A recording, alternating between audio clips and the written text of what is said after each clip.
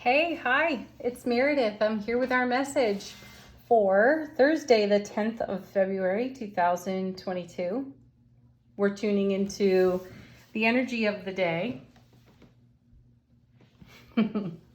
Just had to check and make sure I actually started the video. Yeah, we're tuning into the energy of the day, how the cosmos may be influencing our now moments. Thank you for being here as always. Thank you for your comments, liking, sharing, subscribing, simply viewing. It is all appreciated. So as we get into the reading, we're tuning into our soulful awareness and how it is speaking to our waking consciousness. So our first card from Beyond Lemuria is, Beyond the Mind. How perfect, right? We've had so many readings recently about what's going on behind the scenes right now, things that we don't necessarily have evidence for, and we all love evidence, which is really a fancy way of saying I'd really like some reassurance that what I'm holding in heart space is in fact growing, sprouting, becoming. And we have equally synchronistically been given a message about keeping the faith, taking a leap of faith, trusting ourselves. What I'm sensing here when I take a look at Beyond the Mind is that we can get caught up in our thoughts. And this card is pointing to how thoughts become things. What are you really thinking about? We've had an interesting energy atmosphere for a good number of weeks. Everybody's talking about it, noticing some days are just so much easier than others. It may be simple, it may be easy to focus on the challenge rather than the celebration of happiness.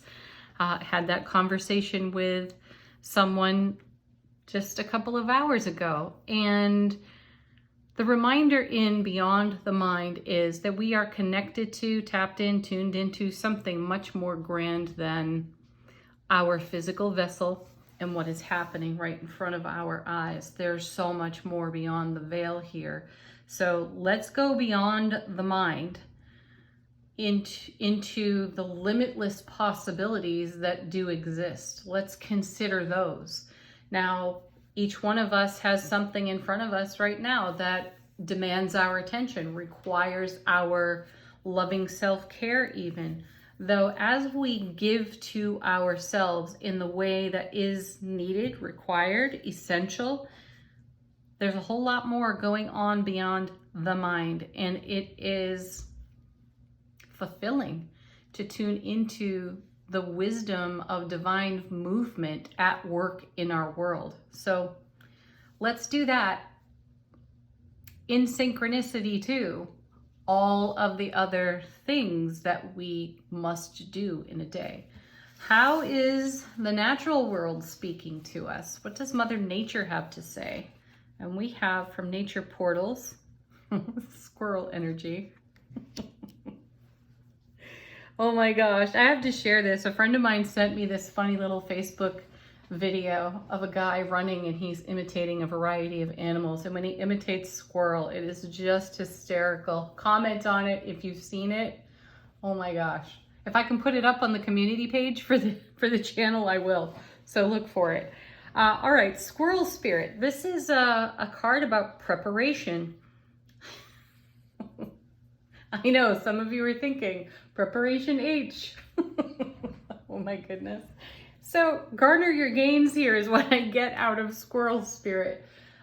Prepare, gather your energy, pull it into your own heart space, and prepare for what is being delivered to you out of the divine. We saw that with the Wheel of Fortune yesterday, and this connects so nicely to what's beyond the mind and some of its more simple thoughts, or even some of its more distracted thoughts. Do consider that. So garner your gains, which means to focus on your successes, your achievements, duplicate that energy. Do what you know works for you. I have a good friend who is an amazing manifester, and she forgets that she is. And, recently she was saying, gosh, I really need a new job. I need to grow. I can't grow where I am. Within 2 weeks, she had a new job. And she was talking about, something else that was bothering her. So I reminded her, do you remember just a couple of weeks ago, you were lamenting how badly you needed a new job, and look where you are now. So prepare. The point in sharing that little story with you is garner your gains, honor your accomplishments, and leverage those on the now moment. So we may be faced with an atmosphere that does not provide a whole lot of reassurance that what's held in heart space is blossoming and becoming. It's wise, though, to remember that we have prepared for what is coming, and we are making way and space within our atmosphere, our sphere of influence, and on our foundation. Always remember that you are a divine co-creator with the all that is. So bring your focus there, because what's happening is beyond the mind. It's beyond temporary reassurance even. So feather your nests, my guides are saying. Make room. Okay. We're using, what are we doing? We are using the Arcanum Tarot for our message today. 2 cards. Oh my goodness, for real. For real. We have the 2 of Cups, gorgeous card with Temperance, which almost always has, in traditional tarot, 2 cups on it. And it's a blending of energies. It's a bringing together of material, resource. Think of yesterday's reading, taking down a tower, clearing a foundation to make way for what the Death card has recently ushered off of it. And here's the 2 of Cups. This is a divine alignment of energy. This is a destined connection here too. And for some of you, this is a collaboration in a business sense. For many of you, though, I feel intuitively this is a connection with someone who is significant and important in your world. This could be a love connection. This is an ever expanding and deepening bond here on the 2 of Cups. And then we have Temperance, bringing alchemy. It is the arrangement of energies, the harmonization of energies. And you see that in this beautiful connection with Temperance sitting here. I feel the Wheel of Fortune. I feel a sense of destiny on these 2 cards. So it is the coming together of 2 very dynamic energies, and not simply for collaboration, and not simply for, not that there's anything simple about love relationships. They're very complex, though it is the blending of supernatural, extremely dynamic energies, and it's being harmonized by the divine. And however that is unfolding for you in your world, and take it where it's relevant, this is what the divine is working on, because this is what we have prepared for, and this is what has this is why we've been clearing the foundation to make room for this dynamic presence in our sphere of influence. I feel sharing. That's the word that comes. A shared energy that is so exquisite and destined. This is energy that is meant to come together. Coming with that. Oh yeah. There it is again, the 10 of Swords. You know, stick a sword in it because it's complete. 10s are about fulfillment and completion. We have seen the Queen lately. We have seen the 3. We've seen the 4 as well. We have seen the 10, I think just once recently. And it's a beautiful card to see, especially in combination with the 2 and Temperance. Super, super energy. This is a great demonstration from the tarot cards of what needs doing, what action requires taking. Out of Angel Answers, we've had be assertive, remain positive, right? Sometimes the 10 of Swords is considered a frightful card in tarot. You know, who wants to be pinned to the ground with 10 swords in their back, right? But remember that this is the fallen master, and this is the completion of a phase of experience. We have had messages about taking the leap of faith. We saw it on, the day before we were doing Druidcraft Tarot. We had the stag with on the Ace of Wands. The stag had to jump across, take the leap of faith across that chasm to the fulfillment and the divine inspiration being provided by the Ace of Wands. And sometimes before that leap, it looks and feels like the 10 of Swords, though it's worth doing. That day, we also had Grasshopper Spirit in the reading. So we have a lot of encouragement to put some energies to rest that do not serve us. And this comes back around to the message that's been on repeat in terms of how we speak over our lives. Are we telling a tale? And is that tale in harmony with this dynamic collaboration that's going on for us, for everything that we've prepared for, manifested for, and that's beyond our mind at this time because it's in the heart of spirit and it's being channeled into this reality through our heart space. Sometimes the 10 of Swords is required so that we can pay attention to what we're really done with, what we are complete with.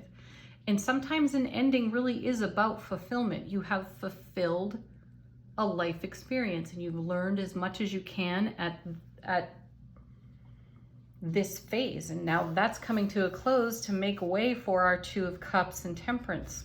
It's really a beautiful way to look at things, experiences, our evolving circumstances. And here's the Moon yet again. I was just talking about this card with a friend, and you know, this card shows up quite a bit. It's a whole new perspective. It's a whole new way to look at what is in evolution, revolution at this time. One of my favorite readers on YouTube had spoke on this card and commented that part of its message is revealing what's just below the surface. And we've been talking about that for days. We've seen the Moon, we've seen it in one of the oracle cards out of Beyond Lemuria, and the cards have spoken with us on that. And so here's the Moon one more time, giving us the reassurance that exactly what it is that we are speaking about, speaking over in our world, what we hold in heart space, is just below the surface and it is emerging. This 2 of Cups, this Temperance, is emerging. So I repeat, take it where it's relevant to you, though it feels like a very dynamic connection within relationship. So go first to relationship to self and look how dynamic your inner world is, and then consider how you are sharing that in collaborative ways, in a business sense, and in a loving way, in a loving partnership. The 10 of Swords reminds us too that whatever it is we're collaborating on, or how we are ever bonding within relationship to self and divine other, divine beloved, our message on the 10 of Swords is that what once was can continue to be if we keep it alive. The fallen master on the 10 of Swords reminds us that the old tale is only true if we keep it alive and bring it into the next step. So what have you put a sword through at this time? What are you done, complete, and fulfilled with? If your prior collaborations have been less than ideal, if your prior loving connections have been less than ideal, there's a message here in the fallen master of the 10 of Swords that something brand new is not only just below the surface, but absolutely emerging for us. And the master doesn't necessarily repeat what's no longer ideal. We have to trust ourselves. Basically, what these cards are getting at is that we're at a level of maturity in a season of life where we can recognize where we once didn't give the very best to our collaborations, to our self relationship, to our inner world of partnership. And we know differently now. We know how to navigate these waters. So trust this and go forward. Let's see what's on the bottom of the deck, what's coming out of the unseen today. Oh yeah, there's Judgment. There's Justice.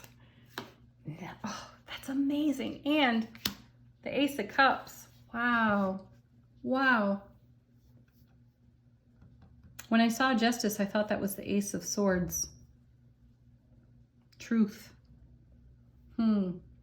Anyway, Judgment, we're getting another opportunity off that Ten of Swords to take a look at prior experience, how it shaped us, how it informed us, how it blessed us, and how we have, through our own energetic alchemy, remade ourselves from prior experience into the now moment. So our attention is being literally called to prior experience. And justice, we've balanced our own scales. We've seen the truth of things within self-relationship. So we have something different to offer our collaborations, our opportunities, our connection within self-relationship and divine beloved relationship as well. And then we have the Ace of Cups. This creates the overflow because we are conducting our energy in a masterful way. So review the most recent readings and see how much has been revealed to us through the Death card, the High Priestess, the Three of Swords, and then how we have been encouraged by the Emperor, the Empress, and so many more cards, encouraging us into heart space, beyond the mind, beyond simple reassurance, into taking the leap of faith and keeping the faith for our own Ace of Cups. Okay. Angel answers. Already falling out of the deck. Oh, I like this. Ooh. Hey. Reconsider and justice. Look at the position of these two beings on these two cards. I feel that reconsider is absolutely confirming justice. We see the truth of things. We see with clarity and what is now, what is in development. We are encouraged to trust what is in development. And these two cards are saying, keep your scales balanced. Reconsider what once was, like a master would, and then choose wisely for all that you have prepared for, Squirrel Spirit, because I feel this Beyond the Mind card is also a message from the universe, from the divine, saying, we're about to blow your mind. So reconsider the old stories. Are they relevant? Do they balance your scales? Do they bring you this masterful overflow, this divine and cosmic gift? Next. Here it is again. Take action. You know, be assertive. Take action. Take action on your preparation. What have you prepared for? Take action on that. And then we have emphatic yes. Didn't we have that yesterday too?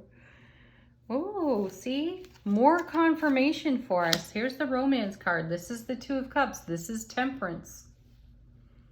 We are the great loves of our own lives. We are romancing our own selves and the foundation we stand upon. It is our love that creates all of that in harmony with divine order, divine flow, which makes it even possible for us to collaborate and share with others within our sphere of influence.